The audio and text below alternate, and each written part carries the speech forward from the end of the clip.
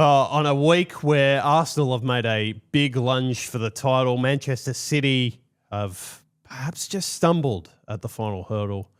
Man who nothing is going wrong for is sitting next to me. Alex Molchanoff, Matt Jurman, who has not made a trade for 4 weeks, has moved right up towards the top 1K. He's coming home with a flurry like the Grim Reaper. 122 overall, 142 scored, all but 2 players scoring in double figures.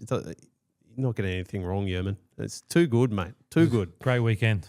And I was watching the Liverpool game, and I was like, I was a bit upset with the result, but I saw Szoboszlai's score, and I was like, you know what?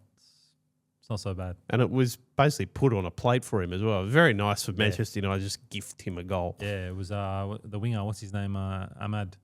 Plays it in beautifully. Pass. One of the best passes you see all year. Yeah, he read it and it's taken in his stride, and great finish in the far post. We're just going to go through some of your teams. So Arsenal obviously keep the clean sheet. Fantastic performance, dominant against Fulham. Yep. Raya, Gabriel, clean sheet points for you there. Marco Senesi with, I'm going to say, one of the worst dives of all time, and still buys a penalty. It was like watching him go over in 3 stages. He sort of gets kicked, runs 2 more steps, and then decides he'll go down. Magic. And it's gone to VAR, and they've still given it. I think the goalkeeper could not believe it. Henderson was fuming. And I was watching that game live, and I was like, oh, is that Senesi? Oh, get in.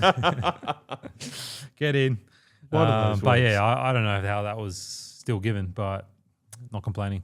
One of those weeks. And I've oversold you. You had 3 players finish on single fingers. Bruno Fernandes, Declan Rice, Harry Wilson. But Rayan Cherki scores.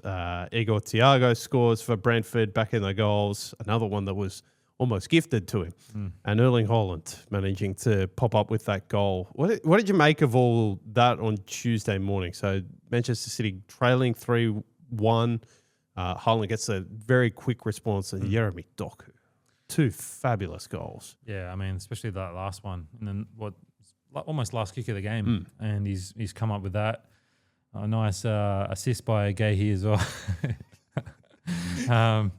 But yeah, it's just an unbelievable goal. And you know, that point could be vital in the end of the title race. It could also be a game that they really look back on, and you know, that could really hurt them with the title. You know, so this could be it now. So last 3 games for those 2 teams. Arsenal got 3 game massive grand finals now, and they know each game gets them closer to winning the title, and it's in their hands. So I don't think they could have handpicked better games. West Ham away. Yep.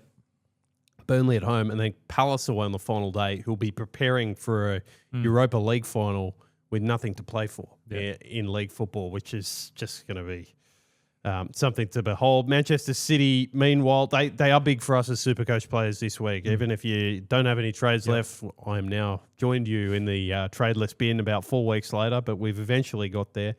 Double game week for City this week. So Palace over the weekend, then a midweek game against Brentford. Ahead of game week 37. They'll actually play that second game in midweek as well, which is when they're going to take on Chelsea in the FA Cup final. So they've got a little bit more fixture congestion as well than Arsenal on this run-in. We'll spend some time talking through what we reckon are their captaincy options on the way home. There's a couple of other teams in their assets I want to talk to you, though, about as well, Matty, because there were those results over the weekend. So Liverpool gifted away back into that game. By Manchester United, really. We talked about the Ahmad pass. But now there's worries about Mohamed Salah's injuries. They've got Chelsea visiting this week, who are another team in crisis we'll get to.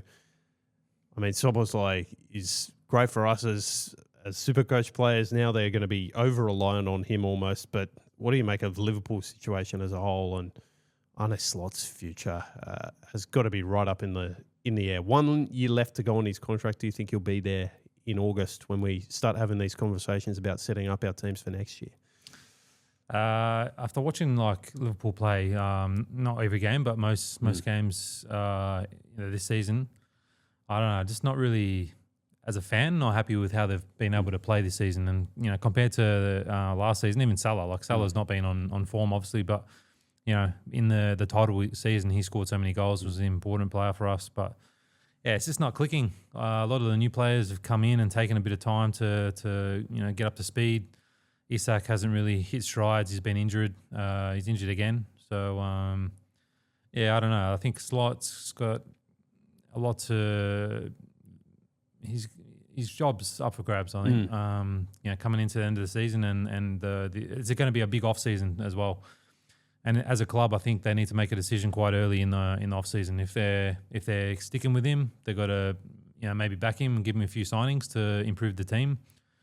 Obviously, Salah's leaving, so that's a big hole to fill. I mean, and I don't know. I think like those big signings, they need to have a big season next year if he's going to be still coach. It does free up a lot of money for them to go. I know they spend a lot in the transfer market, but that's a big wage to basically spread out to either the rest of the team or to bring in players. You got to be a bit smarter about their signings than they were this year, but maybe with a year under Florian Wirtz's belt, a year under, Alexander Isak just hasn't played, has he? You made that point. In fact, he's injured again. He was someone we were talking up as a little bit of a smoky or a pod that you could bring in and see if he could get things going. But then he was injured again, In an attacking sense, Liverpool have just sort of fallen by the wayside. Let's talk about their opponents this weekend. I mean, Chelsea play a rotated Nottingham Forest side and a battered. The one positive was Joao Pedro, superb bicycle kick. And for those who've held him, well done. He's about the only Chelsea asset I could recommend holding because as a team, that was a pretty diabolical display, given where they're sitting and the fact that Champions League football is potentially still on the table, but not with performances like that. And now they're probably going to need some help from Aston Villa losing games or going on to win the Europa League, which would then offer up the sixth spot. So their fate is not in their own hands, and it's a tricky last three games. Liverpool away, as we've mentioned, Tottenham at home, who have something to play for, and then another team on the beach in Sunderland away on the final day. There'll be goals in those games, so I don't mind. I think there's probably more immediate worries than if you're holding, say, a Joao Pedro or an Enzo Fernandez, for example. A Cole Palmer is a different story. He can't get himself fit. He may not make the England squad for the World Cup now. Doesn't look good. He's not in form. And, if I owned any Chelsea assets, if I had transfers, I'd be trying to ship them all out. Yeah. I think that Tottenham game, it's going to be huge. Well, this is where, so we had the discussion about Xavi Simons before he did his ACL a couple of weeks ago. That's where I was looking and going, there's games for them to go and attack here. And, Chelsea have been an up and down team for the entirety of the year, but Spurs have got games compared to West Ham and their situation at the moment going to Arsenal this weekend. You look at that comparatively, Spurs against Leeds, Chelsea away, who just look gone with their heads at the moment, and Everton, who are copping goals suddenly. I know it's Manchester City on the weekend, but since Keane has come in, they don't look as solid with Tarkowski shouldering probably too much of the burden for my liking. There's still some argument to be had there. Again, Mickey van der Ven is a defender who we all have great admiration for. But again, there's probably just bigger priorities out there at this stage. Let's get to who people have been moving for, and we'll get to an extended chat about Manchester City and how they're going to set up for these two games against Crystal Palace and Brentford over this game week. But Rayan Cherki is the most traded in. You've been talking him up, Matty. He scored for you again over the course of the weekend. Just that position they've got him playing at the moment between the lines and given more freedom than Pep has afforded players in that position recently. It's meant that he's able to link up with Holland and the wing players. It was actually Doku more regularly over the course of the weekend, wasn't it? Yeah, and he's just such in good form at the moment. I think you need to have him in your team if you're looking for someone that, especially with the double game week as well. I think he's an important player for Man City and someone that we keep mentioning every week now, and you can understand why he's the most traded in. The top two, I'll give you the other top two. So Marc Guéhi, who we've talked about the last couple of weeks, Jérémy Doku, 8.4 mil, budget option of the two. If you are flipping a coin there, which side are you hoping it lands on, the Cherki or the Doku side of things? I think Doku's been in great. He played great on the weekend, but I think overall Cherki's shown his importance more over a longer time, especially recently anyway. So I'd be leaning towards Cherki, but Doku definitely, he's shown that he's got brilliance to turn the game and score some important goals. But also then there's so many options on the wings, so you don't know if he's gonna play 90 minutes. So it's tough to know. I would say that's probably more an issue for he's going to start one of these two games during the game week at the very least. Yeah. I'd say it's probably the front end of that in the game against Palace, which I actually think is probably the more scoreable one as well. If you are worried about rotations and that sort of stuff, I'd say he's jumped Antoine Semenyo in my sort of priority list for bringing these sorts of players in. Yep. The worry is the week after the cup final because, as we've mentioned, City are playing that game against Bournemouth in midweek, 3 days after an FA Cup final. And that's where I look at that big pitch. It is cavernous, Wembley, isn't it? When you look at it, the massive. camera angle, Yeah. all that sort of stuff, you just think about running around on that for 90 minutes. I don't know how it makes you feel, Matty. It certainly makes me It looks like an sweat AFL looking pitch. at it. It does. Yeah, it's massive. And I mean, obviously, if they win it, there could be a few celebrations after the game as well. But yeah, I mean, they've got important games, and they obviously want to push Arsenal to the end of the season. They don't want to give them, an early celebration of winning the title. So I think every game's going to be important. But I mean, that's up to Pep to sort of rotate the squad. But I feel like those two, Semenyo and Doku, are going to be important. Can I ask you, because you do have some experience with this, having won premierships in the A-League, which are seen as, a big title in themselves. Maybe not as big as a league title overseas, but I think they've grown in their estimation and sort of opinions of people here. Yep. And then heading into a final series after that. What's been your experience winning that trophy and then preparing yourself for 3-4 weeks of games after that? Yeah. I mean, we're in Australia, so the most important is to win the grand final. Right. I feel like, same as the NRL, very, very similar sort of mentality. Everyone remembers who wins the grand final. Yeah, it's unfortunate. The best team up the top for the whole season should be the one that's really remembered, but it's not always the case. So as soon as the season's done, if you do win that premiership, you really got to focus onto the final series, because that's the one that you really want to win as well. So you've said maybe some celebrations for the City players, but muted. Yeah, muted, I mean, it's a shit time. Yeah, it's a shit time.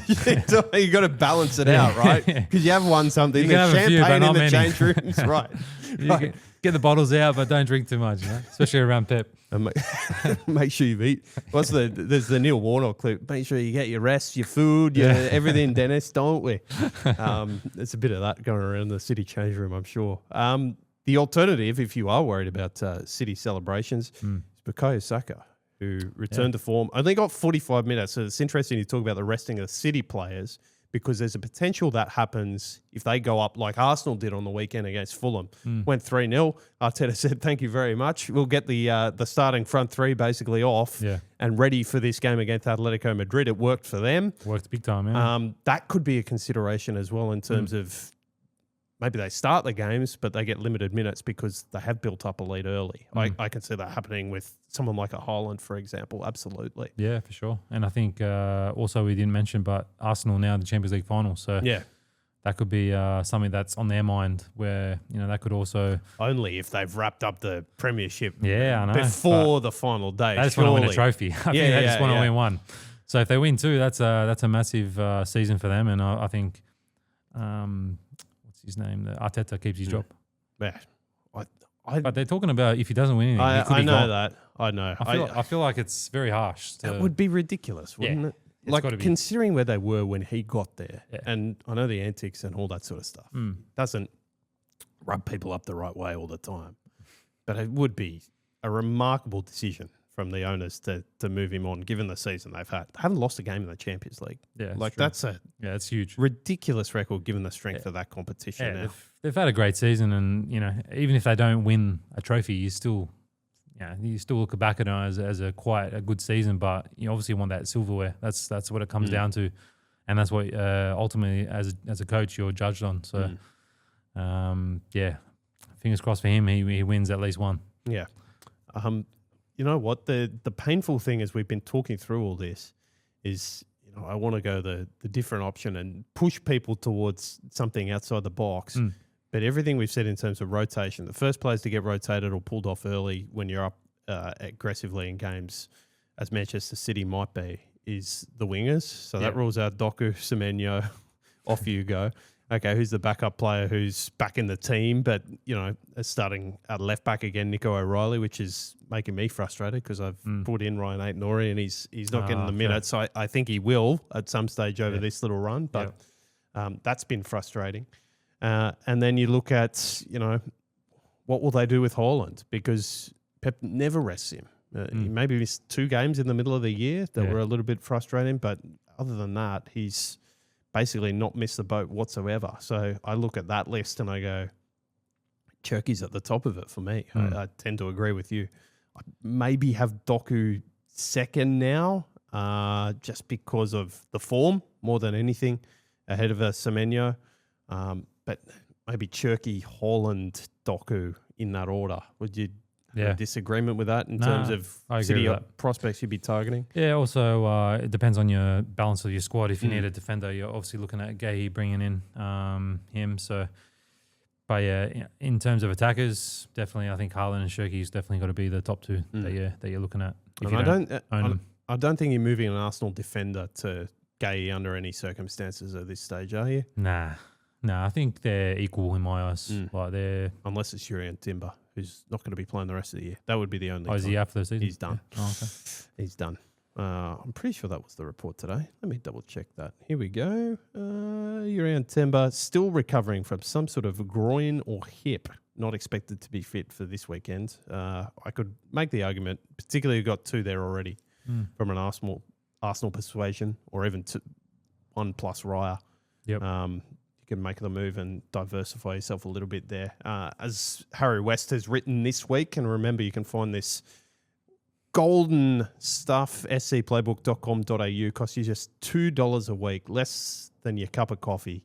The NRL stuff's all going up there. The AFL for those minded that way down south of the border perhaps, and you'll get us for the next 2 weeks all the way to the end of the season, which is exciting as well. Looking forward to getting to the end of this, and so much good football to watch over that period. Right, let's go to what we're looking at in terms of captaincy. Just quickly, we'll go to the most traded out, actually. I've skipped ahead quickly over our rundown here. Tamba is quite highly traded out at 11.4. Let's have that discussion quickly. If you have the 1-to-1 decision between Marc Guéhi and Gabriel, who are you going? 1 trade left. Not the 2 trades. So Gabriel's sitting there at 9.2. Guéhi's actually higher priced at the moment, 10.5. Probably Gabriel. Okay. Just because I think their fixtures probably a little bit easier with Burnley there out of the 3. Could you make any argument for Virgil van Dijk given Liverpool's run of form? He's just over 11. He's actually more expensive than the pair of them. Nah. Chelsea, Villa, even Brentford. Like you've got no confidence in them, do you? That's a sad day. Just not feeling good about it. Nah, I don't know. I just don't back them to keep clean sheets, especially they got the 3rd choice keeper in, right? So that's also another issue for the back 4 as well, because they're trying to understand how this goalkeeper is, and sometimes it's not easy to get used to him with only a limited amount of games left. The other pod option from a defensive perspective, Crystal Palace have a double game week coming up this week. I think this is more for those who are laden with trades at this point of the season, because I think I'd only be holding Muñoz for 1 week given his history of injury problems over the last couple, and then they go Brentford, Arsenal in the last couple of games of the season. But a double game week against City and Everton, can you make the argument? Yeah, I mean, I don't mind it if you got trades, but to be honest, there's surely can't be many people with trades left. It's a very high risk move. And yeah, right. I mean, Mateta's another one that you could bring in as a pod, but yeah, I don't I don't really fancy Crystal Palace at the moment. No, particularly with that prep for the Europa League Yeah. final. Be interesting to see the team they roll out tomorrow morning. They got the second leg of their tie. We're recording Thursday afternoon. They got the second leg of the tie against Shakhtar Donetsk down in the Conference League, which is going to be interesting. Although I can't see them playing a full strength team there. They won the first leg 3-1. Coming back to Selhurst Park, I think they've got 1 foot in the final. They'll be thinking that way. Cole Palmer, we've talked about him, 7.1 mil. For me, that's a straight swap to Enzo Fernandez if you can make it happen. Ebereeze, I pushed for his trade last week. Hasn't started. He's too high on the rotation platform. I think I'm getting dragged into him. Remember the way I was getting dragged into Papsar early in the year? Because I thought he should be starting. You're his biggest fan. Well, I still am. I still think he can make a difference in the Premier League. Has he been playing or not? He's been injured again. Oh, injured, yeah. Which has been a problem. Been a few of those problems this year. Mo Salah, we've given you the update on. Unlikely to start this week. May have played his last game in a Liverpool shirt. Yeah, I mean, they're hoping that he's okay to at least finish one of the last games, which, I think he deserves the right to finish off healthy and maybe score one more goal in front of the Anfield fans. So see how he goes. But his body's been so good. Like he's barely injured. It was due, right? Yeah. In that sense. Yeah. And talk about some player, you know this all too well, mate. You can go through so long in your career and then it all comes like a ton of bricks at once and suddenly you just have 12 months wiped out, basically. Yep. Can happen, yeah. Which is what's happened to him there. Ollie Watkins been moved sideways for some of those attacking options that we've mentioned. Igor Thiago back on the score sheet this weekend. Probably his closest price point there. I can't believe how well this guy has continued to play. He really has been terrific. Brentford have a tricky little run in. So he actually features in our top 10 most traded out this weekend because they go to City, host Crystal Palace. I can't move him out just on account of either of those fixtures. At Liverpool on the final day, they might still have something to play for, whereas Liverpool might have locked up their European places. Those top performing strikers this year, particularly as we get towards the end of the season and things tend to open up. Teams are not as disciplined defensively as they has been throughout the year. Just pack everybody into your midfield that you can in an attacking sense. And if you haven't got those high-rated, Haaland and Thiago, they're the two. Make sure you have them in and then surround them with one of the sort of trio we've talked about in terms of Saka or the Man City other two, Doku or Semenyo. Yeah, I think Thiago is obviously still fighting to try and beat Haaland, and he's got that World Cup to look forward to, and he really wants to be in that Brazil team. So, I can see him scoring a few more goals before the end of the season. I think he's a good chance of making that Brazil squad as well. You look at them at the moment, and short on some options up front. Richarlison was sort of penciled in to play. Well. Yeah, exactly. Scored That's again. A good point. Yeah, finally. He's on your bench, yeah? I think No. I had him in the starting lineup this week. I was smart enough. So Igor missed out, which was... that was silly. Anyway, you can go back and do when you look back at these teams. James Tarkowski, look, make changes elsewhere. Is Michael Keane still going to be in the team in 2 weeks' time? Probably not. And his output will improve because of that. We'll leave it there. Jared Bowen at 13 mil. That's an interesting one. You're holding Jared Bowen. You look at the talented guys that are performing in midfield. Yep. You've been a long-time Bowen holder and fan. Any thoughts of moving him out if you did have a trade this week, given West Ham's run-in is not the most straightforward. Arsenal away, Arsenal at home, Newcastle away, Leeds at home. It's not straightforward, but I feel like Bowen really needs to be in amongst the goals and assists for them to have any chance of staying up. And obviously now they're in that relegation zone, and I feel like West Ham players are actually not bad targets to bring in.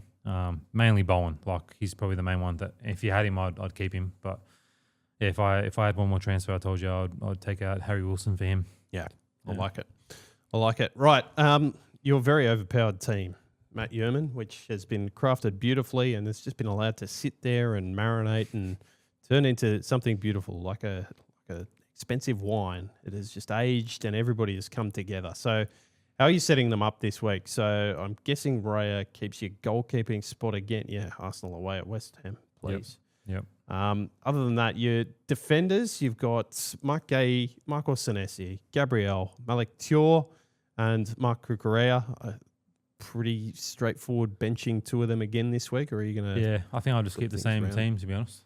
The whole team will be quite similar.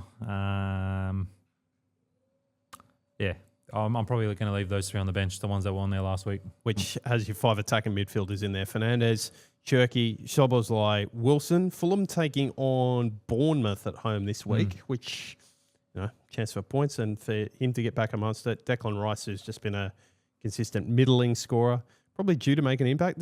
Yeah. I'll ask you that question before we sort of get on to captaincy. Have you been impressed enough with the way he's stood up? He's been asked to play a bit more of a defensive role, to my eye, by Mikel Arteta on this run-in. He's got a cautious tendency anyway as a coach. And Rice is sort of fitting into that more than he was at West Ham at the back end of a couple of years ago, for example.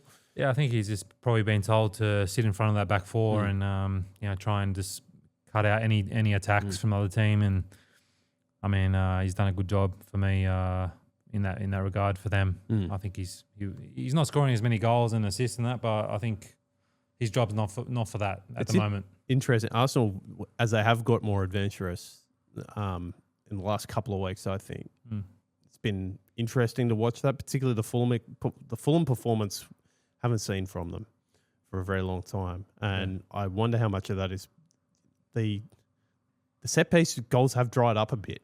Like, that was something they were so reliant on in the first half of the season. It's not been the case as much in the second half of the year. Yeah, I expect to see that continue, as we've talked about, with play opening up and all that sort of stuff happening as well. I mean, I think teams worked it out. Like they were doing the same sort of set pieces, and they obviously can't come up with 100 different ones. So they've probably worked out how to sort of defend them a little bit better. Refs alive to different stuff as well. There was an interesting one they put in this morning. So Rice curled one so deep. It was an in-swinger. He puts this ball right to the back post, which is something you never see anymore from those sort of ones where you've got someone curling the ball in towards the goalkeeper. The thought is get at that front post, and it's so difficult to defend. So I think you're right in that teams have sort of been ready. They need to throw in more variations and that sort of stuff. We are nitpicking. This is sort of stuff to look ahead to for next year more than anything. And then up front, Thiago and Holland will be your starters because Ekitike is injured, but that leads us nicely into the captaincy chat because you've even your injuries have fallen in nicely. You just got a nice straightforward loop option back, mate. So what are you thinking in terms of captaincy, vice captaincy, all that sort of stuff this week? We start with Liverpool versus Chelsea, the early Saturday kickoff. City playing Sunday 2:30 a.m., which is good timing for loops, with Arsenal playing West Ham on Monday morning. It's the VC either on Cherki or Szoboszlai, and then into Haaland captain. Edging either way. Manchester City. I mean, they've got that double game week as well, right? Yeah, that's the main reason, yeah. I think those fixtures are pretty good as well. So I back Erling and Cherki for some goals and assists. Okay. And Haaland over Cherki. Did I hear that right? I think so, yeah. Yeah, okay. Yeah. Interesting. I've got to have the C on Haaland this week. I would love to have it somewhere else, to be honest, just to throw a little something in the mix. Mike Guéhi's even a thought for me this week. Like, I know City looked loose at times against Everton, and they're going to come with renewed focus. I really don't mind that as an option. And if you are going the risk of moving to Doku, I could see it happening. Haaland is a safe bet. He's going to likely to play the most of the minutes outside of Guéhi. Yep. Talked about the rotation risks and all that sort of stuff. For me this week, Haaland the C. And the VC's going to have a real free swing here because of the fact that City have got that double game week going. So I need to pick someone going before them. I'll just say Szoboszlai, see if he can do anything remarkable again against Chelsea and go from there. Other options, Fulham, Bournemouth, Rayan, could think about it, not really. Given Fulham really were under the cosh against Arsenal, but I don't know. Bournemouth are not going to come at them with that sort of vigour and intensity that the Gunners did. So maybe I'm just talking out my backside. Yeah, I mean, Fulham at home, they're obviously that's a little advantage. Could you have any thought of just chucking a V on Harry Wilson, see how he travels? Not really? No, I think Bournemouth kept a clean sheet against Palace. Yeah, it's not a bad shout. I mean, you've got a dart to throw at the board there. Yeah, but I think if you're going to do anything before the Man City game, it has to be probably Liverpool game. Okay. Yeah, I mean, unless you're going to be up early at 2:30 for the Man City game as well. Maybe you will. Maybe you will. That is going to be a really interesting watch, that Liverpool-Chelsea game. Two teams that are right in the gutter and in terms of their form. Yeah, both teams are in like very weird form. Like they'll win one week and then lose two, and then like Chelsea's all over the shop. They sacked the coach again. Their players don't look like they're hungry as well. So I heard someone say today they look like individual contractors who've just come in to do their own individual job and not operate as part of a unit and just out you go and try and increase your own value. It's madness. It's not the way to run a football club. Completely crazy. Right, that about does our Supercoach chat for this week, Matty. Yep. You got something to plug though. We're going to see you across the screens of SBS. You got dates on any of this at the moment? Some World Cup previews coming up? Yeah, it was actually on yesterday. Oh, it was on yesterday, so we can get it now. Yeah, the first episode is on SBS. There we go. You can probably find it on SBS Demand. And yeah, just talking about the World Cup, and I was talking. I played in Korea, so we're talking a little bit about the Korean team. And yeah, obviously just trying to build up the World Cup that's coming up soon, and try and get the vibes going, because I think it's going to be a interesting tournament. I feel like there's a lot of teams that could win, and I think it's going to be a good watch. Good times as well for us in Australia. What was your verdict on the South Koreans? They've got an interesting group, don't they? They're in with the host Mexico, South Africa, and Mexico, Korea. I only wrote a preview for one of these South myself Africa. The other day. Hang on, let's get these World Cup groups up. I think it's the South American team. This is for the sickos that are still listening. Czechia. Oh, Czechia. So, are they getting through the group? I actually back Korea to get second. Okay. Yeah. The coach at the moment's legend, isn't he? From the 2002 Gyeongmong Bo. Yep. Who's coming? Yeah, so I mean, there's actually a guy that I was doing rehab with the second season, and now he's playing at Besiktas. Oh, fantastic! Yeah, there we go. So his name's O, and he's a goal scorer. And one of the forward players, yeah. Yeah. He's been scoring goals for fun in Europe in the last few seasons, and I back him to have a good World Cup. There we go. Yeah. We'll get more of those insights. SBS On Demand, where to find that. We'll be back here next week talking through everything. I think it'll likely be a Thursday record again because of those midweek fixtures. Make sure you're reading along at scplaybook.com.au. Heaps of other good stuff to find there as well across NRL, AFL. We are deep in the heart of the footy season. Best time of year. Hope you're enjoying it. For the EPL team, it's goodbye.